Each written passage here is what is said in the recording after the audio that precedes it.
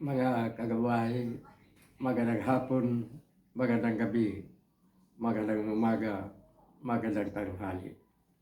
Saan man tayo naroroon, ano man ang ating mga ginagawa, una at higit sa lahat, ating ialay ang ating mga sarili sa ating Panginoon. Sa loob lamang ng ilang mga sandali, ating damhin ang presensya ng Diyos. Suwa sa atin ang pagpapala, ang biyaya, ang pag-ibig at ang kapayapaan ng Ama, ng Anak, at ng Espiritu Santo, nabubuhay at naghahari, iisang Diyos, magpas sa walang hanggan. Mga kagabay, marami sa atin ang naniniwala na ang kadakilaan ay nakakamit sa dahas, lakas, kapangyarihan, kayamanan, pang-aabuso, pang-aapi sa kapwa, pagnanakaw, mga pandarambong. Sapagkat ang mga taong nakarating sa mga tagumpay na ito ay kinikilala, niluluhuran, sa madaling salita, sinipsipan ng kanyang mga tagapasunod. Sapagkat ang mga ito ay hindi tunay na dakila. Hindi naman tayo isang pare o isang pastor o isang magaling sa Biblia na magsasabi nito. Ngunit sinabi ni Jesus, glorification comes through service and sacrifice. Na ang kadakilaan makakamit lamang sa tapat na paglilingkod at sa tunay na pagtitiis o pagsasakripisyo. May tao bang nakakahigit na dakila kay Jesus? Sapagkat si Jesus, kahit Diyos, tunay na Diyos, pangalawang persona ng Santissima Trinidad, the second divine person of the Holy Trinity, ay nagiging isa sang tunay na tao. Sa kapangyarihan ng banal na Espiritu, siya ay nagiging tao sa sinapupunan ng isang berhin, si Mama Mary, ang napiling naging ina ng Diyos. Ang ating tinatawag ngayong ina ng sanlibutan, ina ng Diyos, ina ang sangkatauhan. At si Kristo nagiging tunay na tao.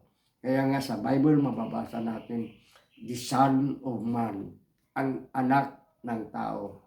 Sino ba ang the Son of Man? Ang the son of the carpenter, ang anak ng panday.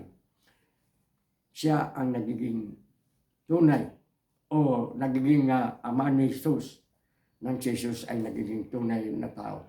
Si Jose, si Joseph the worker, Joseph the carpenter of Nazareth, ang original na panday, at hindi si Fernando po o si Ramon Revilla, ang anak ng panday. Hindi. Mga kagabay, paano natin dinadakila si Jesus? Paano natin sinusukat ang tunay na greatness ni Jesus sa pamamagitan ng kanyang kamatayan sa krus? Nagiging makasalanan ang mundo, ngunit hindi tayo pinapabayaan ng Ama. Sa kabila ng nagiging pagiging makasalanan ng sangkatauhan, mahal pa rin tayo ng Diyos. Kaya nga sabi sa aklat sa Gospel ni Juan, sadyang mahal ng Ama ang sanlibutan. Kaya sinugo ang bugtong anak alang-alang sa ating kaligtasan. For God so loved the world. At ang sino mang sasampalataya o maniniwala sa Kanya ay hindi mapapahamak, sa halip magkakaroon ng walang hanggang buhay. We have eternal life. Si Jesus na isang hari, hari ng mga hari, hari ng kalangitan, hari ng kalapaan, hari ng buong mundo, hari ng simula, hari ng katapusan, nagpakababa, nagiging tunay na tao upang tayo ay iligtas. Hindi naman kailangan si Jesus magpakatao pa. Hindi naman kailangan si Jesus magpakahirap pa. Papasanin pa ang kanyang krus. Ipapako pa siya sa kanyang krus. At doon siya mamamatay sa krus na yan. Hindi siya nakailangan. Ngunit bakit ginawa ito ng Jesus? Bakit ginawa ito ng Diyos? Sapagkat pinapakita dito. Pinagdiinan ni Jesus sa kanyang mga pangaral at pagtuturo na ang kadakilaan makakamit sa pamamagitan ng krus. Ang krus na sagisag ng pagpakahirap, sagisag ng sakripisyo, sagisag ng paglilingkod. Ngunit sagisag ng isang napakalaking tagumpay.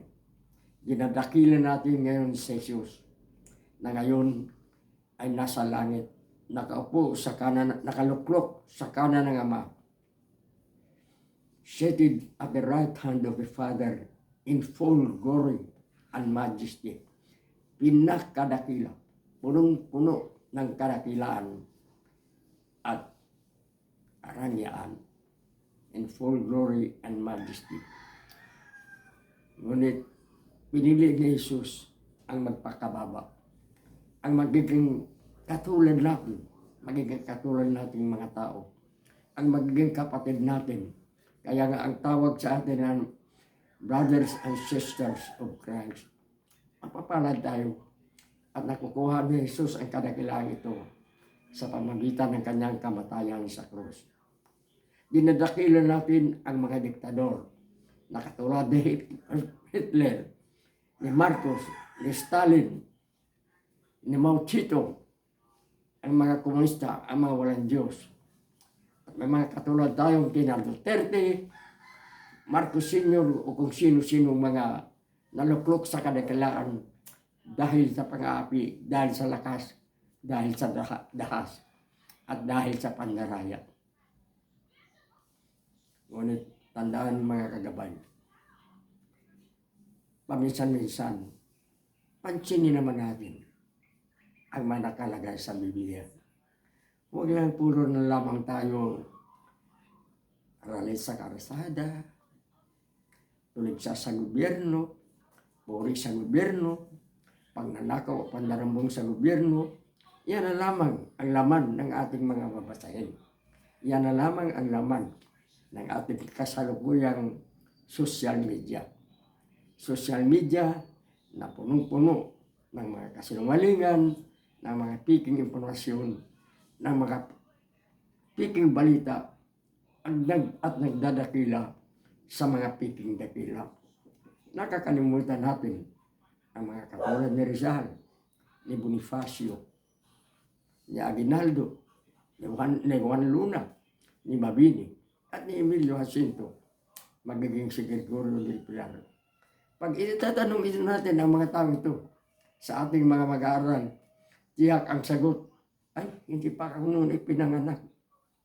Pero pagkapag-usapan, ang makatulad ng ating mga politiko ngayon, ang ating mga senatong, ang ating mga congressman, ang ating mga hindi maintindihan mga local government officials, binabasa natin, pinapakinggan natin, pinapaniwalaan natin, niluluhuran natin ang mga magnanakaw, ang mga mandarambong. Niluluhuran natin. Yan ang katotohanan ngayon. Magiging sa pangyayari sa Middle East, mas pinaniwalaan natin ang mga pinapalabas ng mga nasa kapangyarihan.